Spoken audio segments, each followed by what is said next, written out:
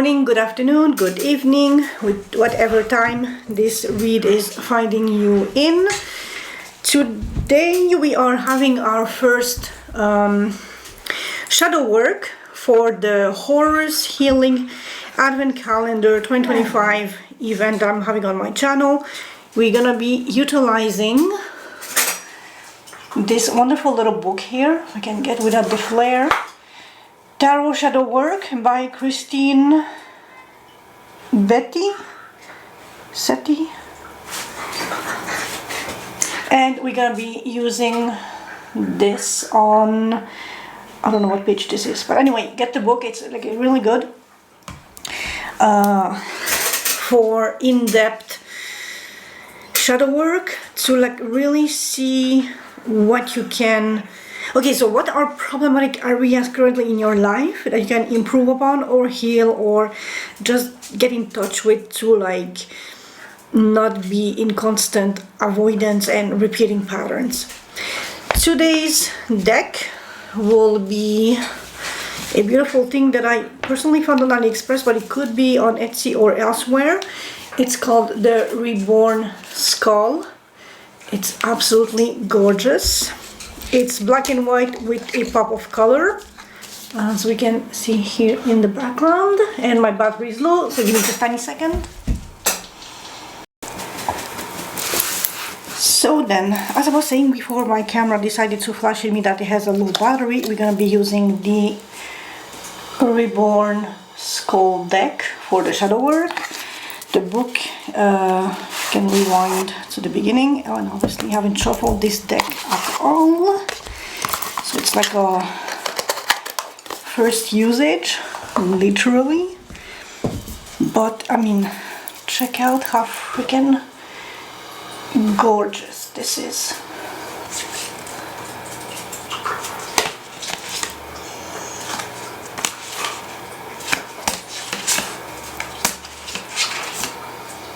That pop of color is really everything. Anyway, so along with this deck, we're gonna be using the What's Blocking You as a source for each position. And just to add a little bit of pop of fun, I found this some time ago on AliExpress. It's the Path of Shadows Oracle deck. It has this wonderful, really like, you know, dark creatures that we're gonna try to adapt to the read and see how well we can do that. Because whoever said that shadow work should be tedious and boring and difficult and all that shit? So, you know, let's make it fun. I don't know what I was trying to do. So, welcome to day 2 of my Advent Calendar event. I hope y'all are doing magnificently well. Oh yeah, I forgot to say, yesterday you had that weird noise in the background. I'm sorry for that. That was literally my stovetop, gas stovetop that I was burning to have a little heat here in the basement. And so that was the sort of constant background noise that you were hearing throughout the four reads that I did yesterday. So yeah, sorry about that. Another housekeeping item. I know that the video is inverted because right now my camera is up there filming down bird's eye view my table. I did place an order for a tripod that should come after December 1st, because so here in Romania and Hungary, December, but especially Romania, December 1st is like a national holiday. It's day off for everybody. It has like a huge event, political upheaval, something, I don't know, in the past. And so every business, everything is closed on Monday, December 1st. So the delivery will come later that week. But there will be a change of frame change of frame. I don't know at what point I will be in my process of reading cards for the calendar, but there will be a change. First card that jumped out, Ace of Cups for the shadow work. So, how are you guys handling your emotions when you are not confronted but suggested or offered new emotional adventures? Do you feel confident, secure? Do you feel stressed? Do you feel inadequate? Do you feel blessed? Do you see the opportunity for what it is, or do you see it as something tedious, something scary? Like me, for instance, I tried to go on dating apps and I have a freeze panic attack, and not like the last time that I tried, I lasted literally 5 minutes. It was Facebook dating. I created my profile and 5 minutes later I had to delete because I had a freaking panic anxiety attack. Like, it was atrocious, like really bad. So I'm definitely not a dating person. I do value a lot my alone time, and I have a lot of fun with talking with people on X and Discord and online, but dating is like the black freaking plague and I'm scared to death. So for new emotions, for me it's like nice, but with like a measuring cup of, like, you know, the tiniest shit for like quarter of a teaspoon or something.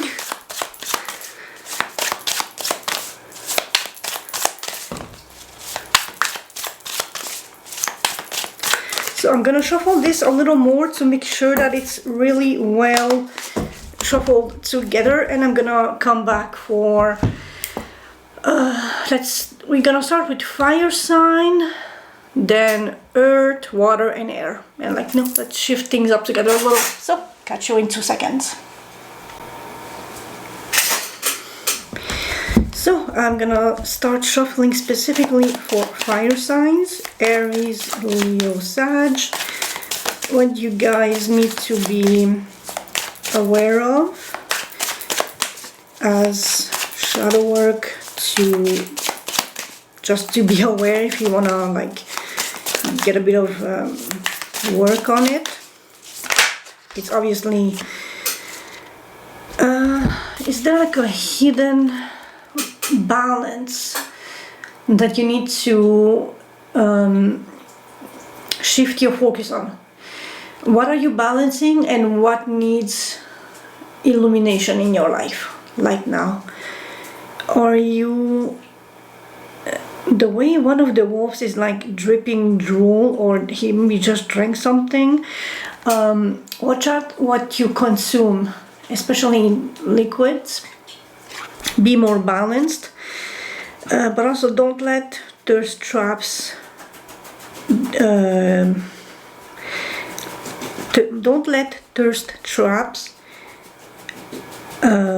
guide you in making the decisive judgments or choices, especially in, like, since it's the shopping season.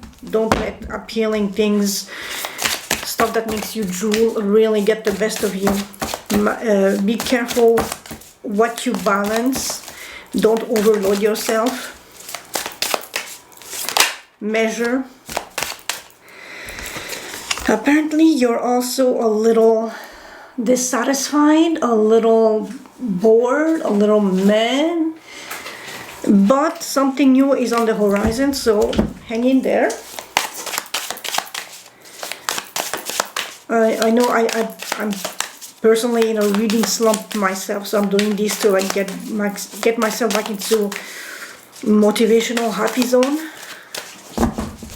So what do my fire signs need to know? Oh, okay, so this can be a little dangerous-ish. If you do not tackle your current dissatisfaction, you are headed straight to mild depression, because you're focusing on what you don't have versus what you do have. The 2 cups still up. the cup that is offered to you. So do not focus on what you don't have, what you don't like, what has been tasted and meh, I don't like that sort of coffee. Focus on the other options that are available to you. And if you are mourning something, do it with measure. Do not solely focus on the loss of something, which I can speak for myself. I lost 4 puppies, which I loved more than my whole life. And slippers, papuch, no, papuch, yeah. My puppy was eating my box.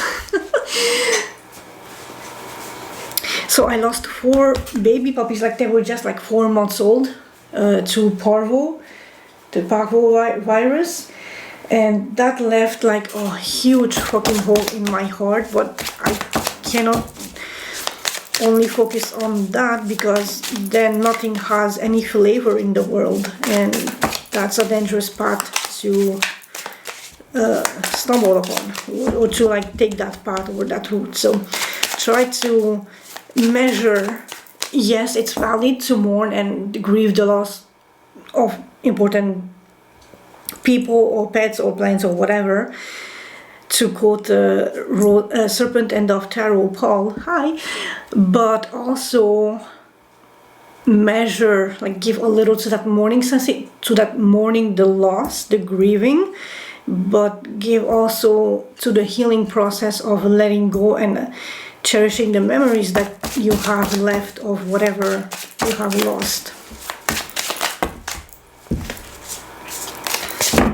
So, fire signs. What do you need to know to heal at this time?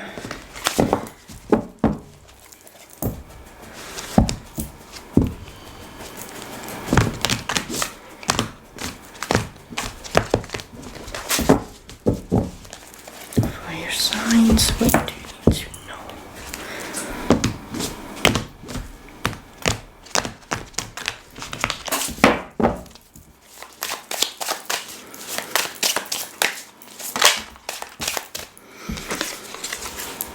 Fire signs, and you got the sun. Well, this is specifically Leo, but I'm gonna indulge and include all of you guys, and it's really about finding, I mean, you see how these flowers rise from the ground, and they are the pop of color, because you fire signs are the pop of color in the world. You make it bright and shiny and adventurous and funny and fun and exciting, creative, just, you know, amazeballs, because that's what we do as fire signs. Fire creates, fire destroys, but fire gives life, fire gives taste. Meat would be bleh if it's not cooked with fire.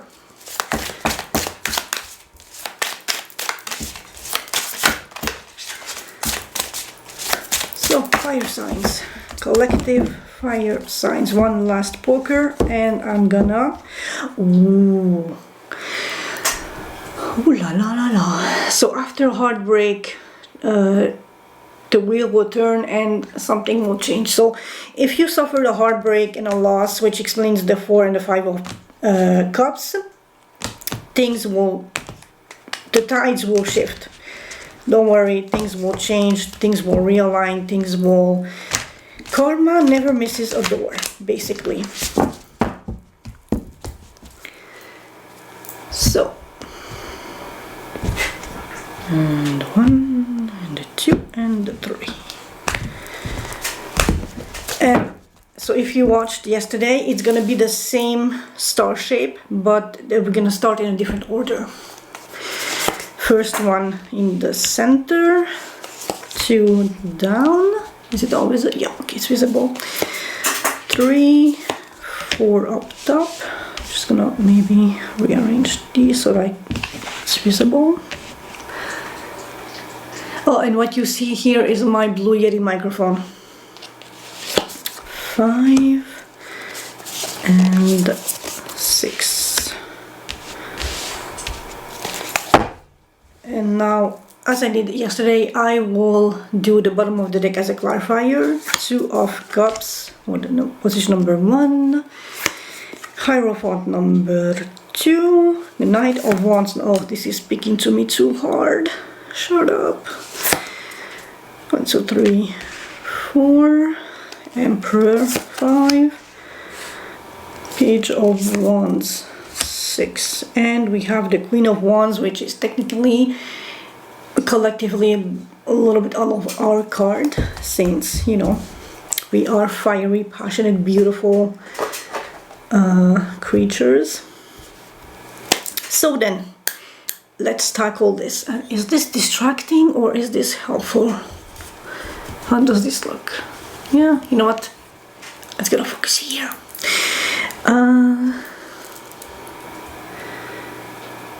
So, wait, no, forward, yeah. Position number 1, denial. What negative or positives do people point out to me that I have trouble accepting? So, compliments. And I know some of us, like, different people accept compliments in a different way, depending on your background, how you were raised, if you were acknowledged, if you were shouted out, if you were just appreciated. You have a very vastly different reaction to how people compliment you in the present, because it might feel fake. If you were complimented in the past and it meant that they were asking, so they give you a compliment, but in exchange they were expecting something back from you, you automatically associate compliment to payment. I get a compliment, but I have to give back something, so it becomes very transactional. If it's just compliment for the sake of complimenting from a genuine, heartfelt, soul deep level, you will feel differently, and you will appreciate it genuinely for what it is, like just like a feel good, I am appreciated space. So apparently, oh, and since we have the two of Cups, it's especially either in the love and romantic aspect, or specifically your partner. So when your partner is giving you a compliment, you have difficulty accepting because you think it's a bit either fake, disingenuine, or he or she or whoever they identify as, they want something back out of you for that compliment that they just dropped. It's literally, you might feel it like they're buying your affection and your love with compliments or positive aspects that they dish out at you. And we have the Ten of Wands, so it's the end of a cycle, but before the cycle truly ends, it's a sense of being overburdened, being stressed, being the heaviness of it all. You have to carry this load on your own, all alone, and it's tiresome, and it's really weighs down on you. But you are almost there at the finish line. The house is like not too far, but in the meanwhile, it's really stressing, it's overburdening. You have too much on your shoulders, on your heart, on your soul, because past trauma has got you used to feel like it's somewhat fake, like love bombing maybe, or trauma dumping, or they give you compliments and positive reinforcement, but is it truly justified? Because if it has such an overbearing, overwhelming weight on you, you reject the positive reinforcement that a compliment should be, or the thing in you that they highlight, that they bring to the fore, that this is a beautiful positive aspect of you. You feel it's a burden, potentially because people take advantage of that. So if they highlight this quality in you, especially your partners, you feel obligated to tenfold this towards them, so it becomes a one-way situation where you feel just burdened and exhausted and stressed because you hyper focus on this one thing that your partner highlighted once, that you feel is now a necessity for you to give and give and give, but not necessarily receive in the same at the same level, in the same extent, in the same quantity back at you. So it can easily become just like way too much.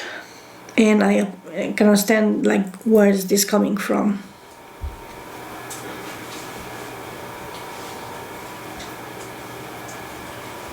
So what are you what does this represent in your life?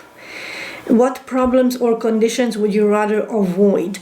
And like I just said earlier, I personally avoid relationships because for me personally, given love had always had a price. Like my whoever is interested in me wants obviously a physical connection, which I am personally not able to provide because I am not a normie. I'm ace demi, my libido is super low, so I feel the weight and the burden of this because they expect mutual connection, and at the emotional level, yes, I can, but physically it's very unpleasant. It's not something that I look forward to, so I focus on that strength. And yes, I'm a good lover, I provide, I'm passionate, I'm devoted, I'm loyal, I'm a Leo. But what I focus on is eventually they will want me in bed having fun, and I cannot do that. I cannot give that. That's not who I am. And so when this situation occurs, what I focus instantly is on the negative. So you, as the individual person who watches this read, find what negative aspect do you instantly jump to whenever a new relationship situation arises in your life and a new emotional offer is offered, knocking on your door. Like, is it, do you see like too much time it has to be given to that other person, or too much resources, because Leos especially are like super generous. But if you're Aries or Sag, too much passion or too much going out, or you have enough time, enough resources, like see what the burden is inside a couple, mutual, shared, energetic communion relationship that triggers this sense of denial for you. It's something positive that you jump instantly to the worst of this aspect in your life. Number 2, anxiety. When do I get nervous, anxious, touchy, or sensitive with others? Here you will discover your anxiety. What loss do you fear? Commitment, higher levels of commitment. Like I said, dating, marriage, that whole thing gives me like literally hives. And with the Four of Pentacles, it's literally holding on to higher level commitments. It's not that I am a little bit non-committal, but I literally cannot handle people taking me for granted, specifically. And the way they just like, once they grab a hold of me, I'm always there, I'm always giving, I'm always generous, my time, my resources, my energy, counseling, ideas, whatever. Just give, and they latch onto that like a freaking leech, and I'm just like this boundless, limitless source of thing that they feed on. So for you, find what higher levels of commitment or community, contracts, maybe something traditional, something rooted in, how should I say this? It's something set, like a marriage or a contract. They are the way they are because they have passed the test of time through centuries, and we as a species have collectively agreed that this is the process, this is how we handle it, this is working, we're gonna keep doing it this way. And holding on to these tried and test patterns is what is giving you anxiety. If I go back to the relationship, this could be maybe you're just not the monogamous type. You are either a chaser or runner, or you are more into polyamory or open relationships or non-conventional things. You do not like the limitation and you feel trapped and just like caged in traditional overbearing systems that have clear-cut frame of how things should be not ran but processed or lived or experienced, or following the step by step on how this thing is supposed to be. That irks you really bad. It's not what you find your comfort zone in. Sorry, my dog just sneezed. So on top of finding mutual exchange, because probably you give more than the others, not only that is overbearing and difficult and heavy on you, but now you feel almost a little trapped in traditional manifestations of said relationship, because you feel deprived of your freedom, and it's like people are holding on to something. Or in the complete reversal, maybe you're the one who needs this stability and this groundedness, and your partner is the opposite, and that gives you anxiety because you are set in your ways and you don't like change. Leos especially are a fixed sign. We like our habits or patterns or routine, and when things change we adapt really badly and we have panic attacks, or we just, nope, no way, I'm going back to my old way and fuck you and your new shit. So yeah, this traditional and holding on is a source of anxiety for you at this present time. And this can be obviously not just romantic partnership, and that can be family, can be work, can be friendship, can be other commitments.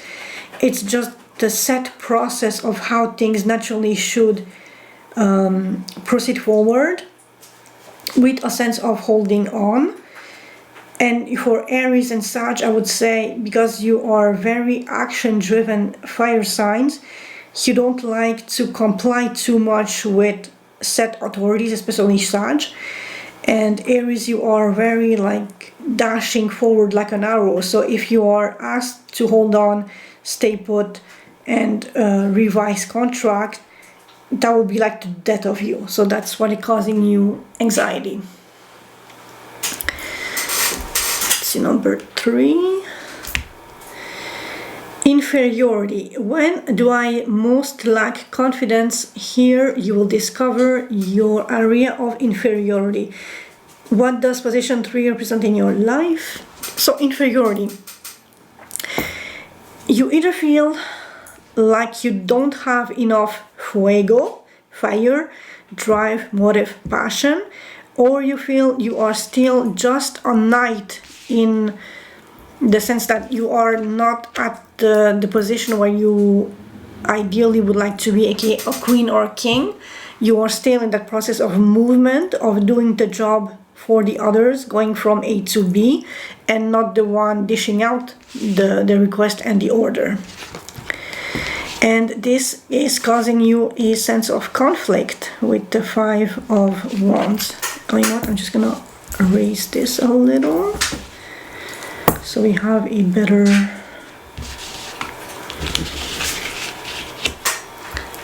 oh, looking wonderful, awesome. So your sense of inferiority is somewhat in your, it's not quite immaturity, but it's not the full maturity yet. It's like this transition period between the Page and the King. So you are gaining experience, you are learning, you are mastering your craft and your passion and your drive and your creativity, but it also is causing conflict with the Five of Wands because there's too many cooks in the kitchen.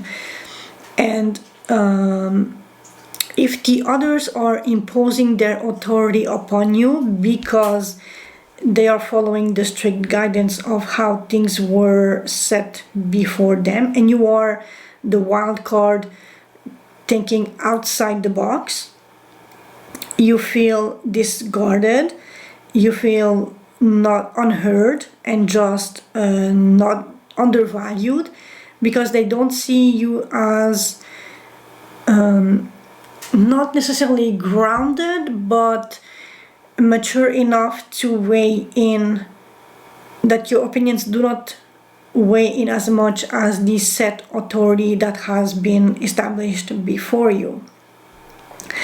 Think also how the Hierophant is usually an older figure, like literally an old man who has gone through his rite of passage, who has accumulated experience, who is there to keep traditions alive and give his knowledge, but he is like 40, 50, 60, 70, whereas the Knight of Wands is early to mid-20s, maybe early 30s at best, still on the road, still accumulating experience, still hands-on. He is still working. He's not at the level of the king who can sit down and have accumulated all that knowledge, all that experience, all that experience under the hood, that he can just speak things from experience. This one is still gathering experience,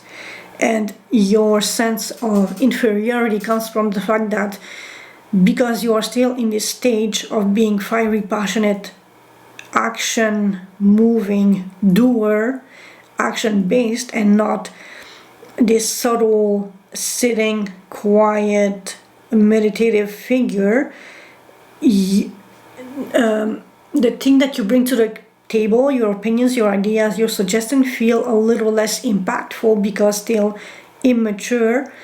Like, you're not exactly the rookie on the job, but you are not at the CEO level yet.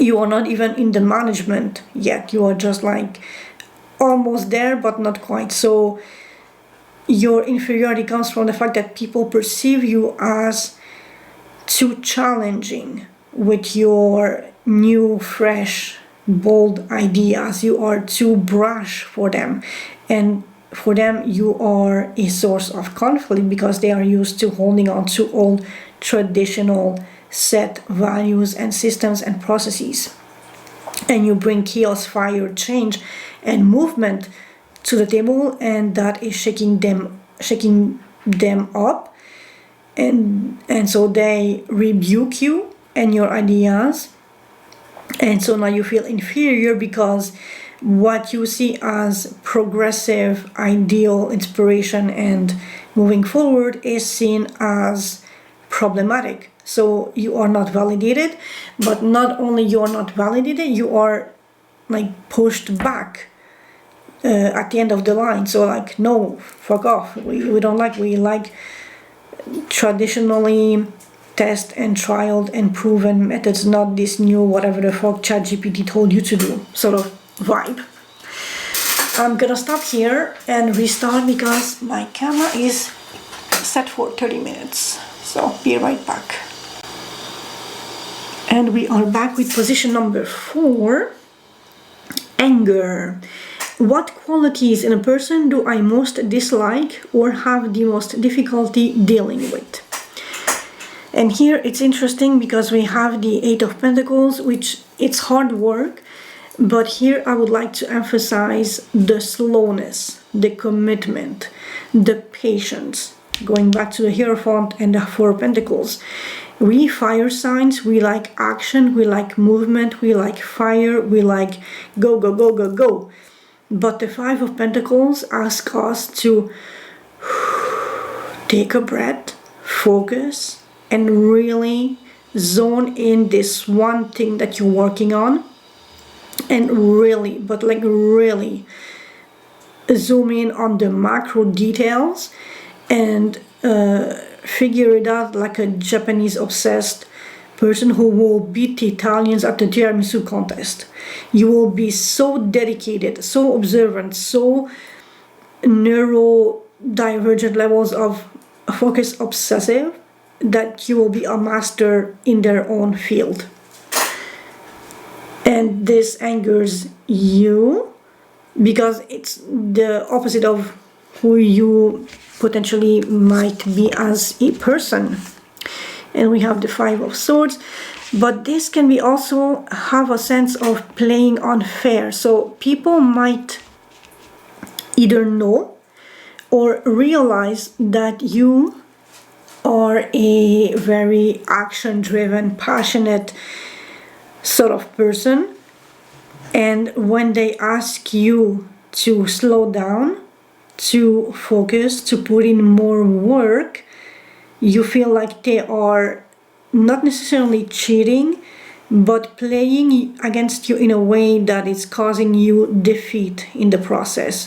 It's playing unfair. They are using things, they're using their advantages against you to unfairly win whatever situation is. And this really angers you, and rightfully so, because it's first not fair. They are utilizing your own nature against you for them to win, for their side to win, for their logic, their idea, their processes, their methods, their way to win over what you come in suggesting as a new approach to any given situation.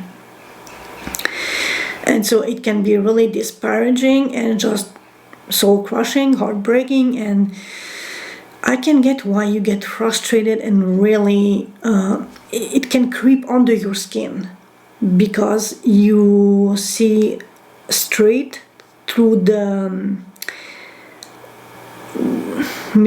it's not mischief, but the Machiavellian, not Machiavellian. You see through their bullshit and their manipulation and the way they're trying to spin the situation in a way to have you at a disadvantage instead of harnessing your fire, your power, your drive to maximize the situation at hand. And I can absolutely understand that. But when you are truly and genuinely passionate about this one thing that carries you, you can stay put and put in all the work and all the passion and all the fire to like get to the next perfect level. It's just that you don't like that people utilize your own qualities against you, which is completely fair. Also notice how we have a Five of Wands conflict and a Five of Swords conflict with cheating and loss and victory. You feel like it's almost like people purposefully are being literal cunts towards you to get a rise out of you, to have you in a disadvantageous position so that they can rise above you and get back to what they first suggested, making them the voice that is heard and sort of shushing you down. And you get angered by this, rightfully so, and brother, yeah, I'll be the same. Position 5, secrecy. Look at the card in position 5 and ask, what do I rarely talk about with others? What are my secrets and my family secrets? The Emperor is all about control, distribution of power, knowledge, delegating, but also authority. 5 of Cups. So secrets in the family is, again, if I can go back to myself, for me the Emperor would be my father. He's an elderly alcoholic. All he does all day is smoke and drink and rant. And he has depression, which is the 5 of Chalices, like on steroids. And all he can talk about all day long is this and that and that, and everything just bad, and it's fucking annoying as fuck.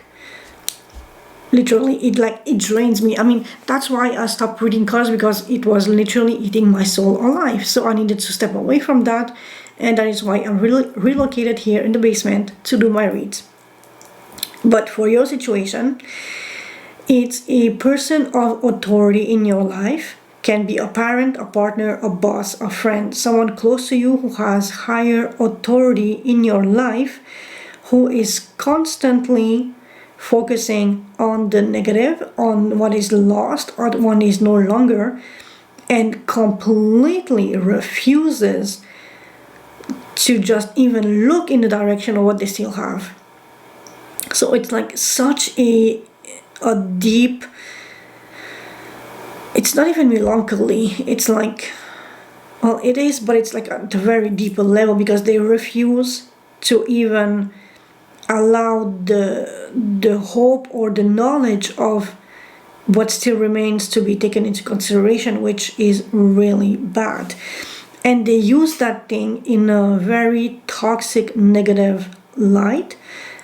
The Emperor being a major arcana, it like over trumps the Five of Cups, but also it like fuels that energy with its sheer power, and the Five of Cups corrupts the otherwise judgment of the Emperor. So it's like this vicious cycle that one feeds the other, and it's really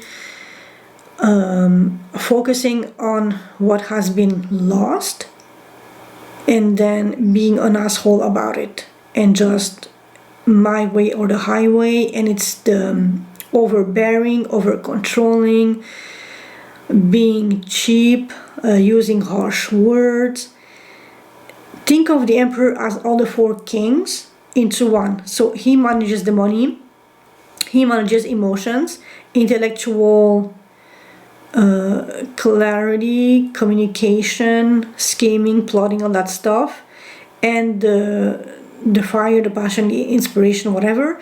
But because it's tainted by the Five of Chalices, everything is tainted by the black tar of melancholy and depression and sorrow and all that shit. So we don't have enough time, we don't have enough money, we don't have enough resources, we don't have enough energy, we don't have enough emotions. All the emotions are bad, toxic, I lost this and that and the other, and it's just bad all over. And it's driving you up the walls and potentially into the same situation, because misery loves company, isn't it? So if you have that sort of person in your life, try to raise your boundaries, try to find a safe place elsewhere, try to distance yourself from this, because it will drag you with them and sink you with them, and zero fucks given. Position number 6, self-loathing. This may be the most devastating shadow of all. If we cannot love and honor ourselves, we cannot realize our highest potential.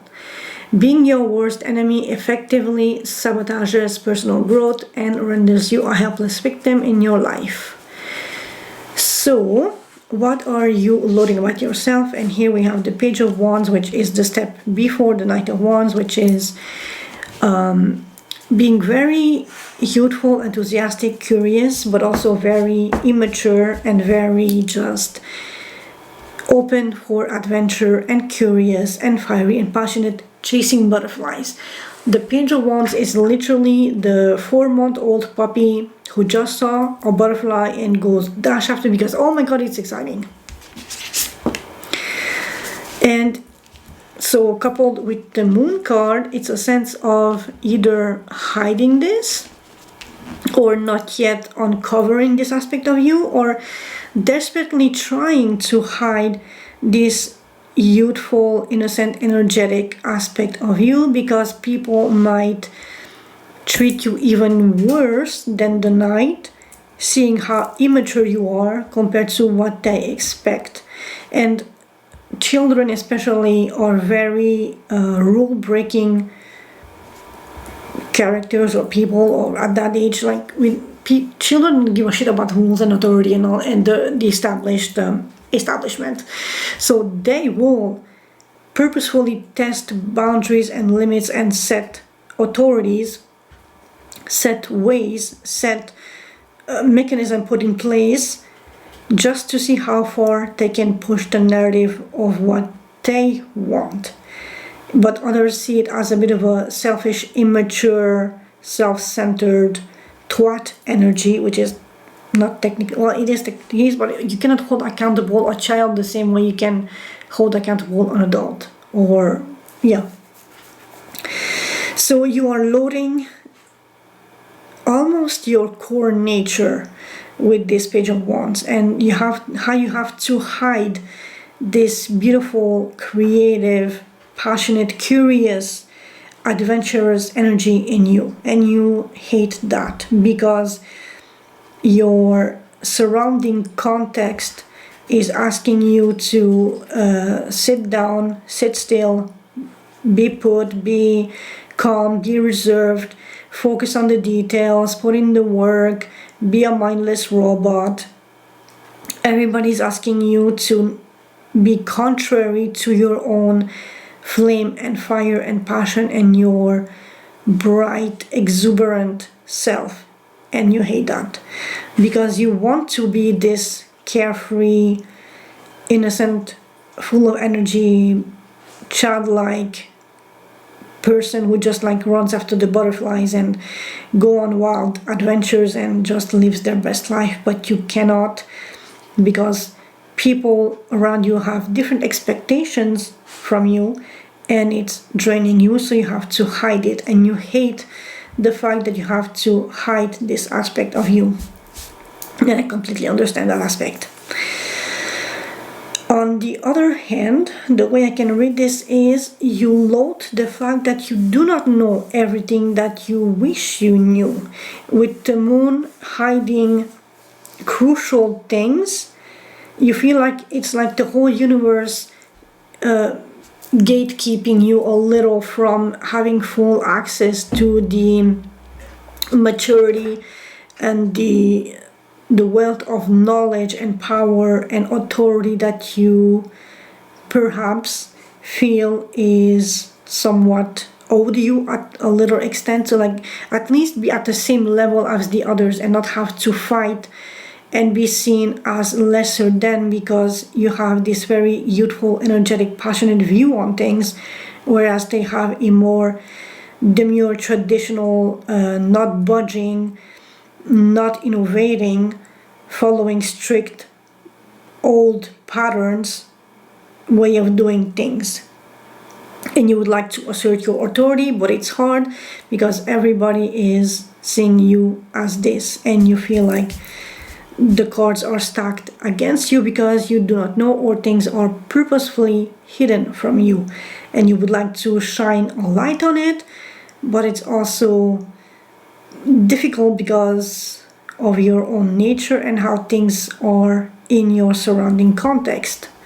So it's like you are trying to put this behind you, but this shadow is always in the back of your mind that things are hidden, things are kept, you do not know, it's not clear, it's in the dark, and you want to, but then the thought becomes overbearing and stressful and heavy, and then you focus on, if I bring this to the table, people will have a conflict in me, people will use this against me, use the lack of knowledge and immaturity against you in any given situation to have a conflict and justify their side over yours. So it's like this, I hate not knowing, not being capable, because I was not given the same knowledge, advantage, possibilities as the others, or just because your nature is different than what the situation calls for as an ideal reflection or manifestation of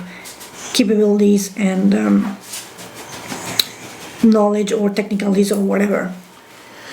So with that being said, I will now shuffle the cards, which were what's blocking you. We're gonna have one for each, and let's see what pops out. So for Aries, Leo, and Sag, 5 cards please. 1,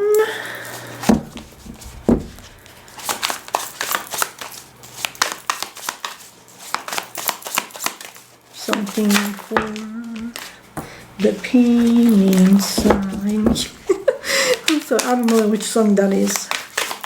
Oh, I think we really want to that one. Okay, number 3.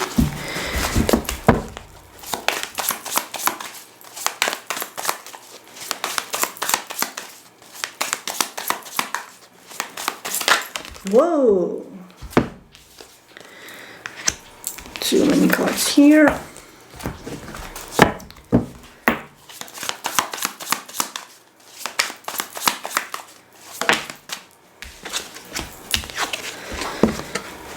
One and 2. So then, well, hello. Number 1 we had, feel unloved. You deserve someone who can support you emotionally and love you fully. Back to what I said in the beginning, you feel like you are the one putting in all the effort. You are the one who is loving more than your partner. You feel obligated to give more and more and more, or things that you are not comfortable giving, and they expect that of you because maybe one instance you gave them like a little sample thingy, and now like give me more of that, and you feel rightfully unbalanced in your situation. What should be equal give and take has now 80-20 sort of, so it's like really hard. Number 2 we have the Hierophant and holding back, and too hard. You believe that it has to be hard, but it doesn't let love flow naturally. If something is challenging or challenges you, try to see how you can find compromises in the situation so that both your opinion is validated and the others is too. Here we had your youthful energy bring conflict. Comparison. Comparing is unfair. Leave the past behind and see your new love for the way they are. If something is, again, like I said, like, so you bring in the fire and they bring in the old established processes. Find the middle ground between these two opposing forces so that you can work without conflict, without having to fight, without having to constantly argue and lose your breath over silly little details. Rejection. Build your confidence by dating a lot and find out what people like about you. If you're required to focus on minute details to reach perfection and you think that it's not what that is used against you, just again find the middle ground. Healing is about finding what the root problem is and how you can heal or amend or shift the narrative to make it more palatable. Especially if they're playing unfair with you, see why they're using those tactics and how you can reverse the mirror to show it back at them. Playing games. You don't need to play games to keep the right one interested in you. If they use emotional manipulation, if they use coercion, if they use resources against you to keep you around, it's definitely not the right person. Whoever they are, dip out. And last one, on social, you need to get out and mingle with new people so you can meet someone. If you are afraid or if you need alone time, still try to at least maybe online reach out to people who are like-minded, who can help you a little, and just to like unwind and find like a compassionate shoulder to lean on if it's virtual on whichever social media you are on, just to have someone to unload a little bit of your burden, to help you shed some light on whatever is hidden or dark or that you are repressing within you, so that you can at least see the way ahead in your healing journey. With that being said, I don't think that the other deck is necessary. At least it was a bad idea in the beginning, so I'm gonna leave you guys with this. I hope this was helpful, and I will see you tomorrow for day 3. Ciao ciao.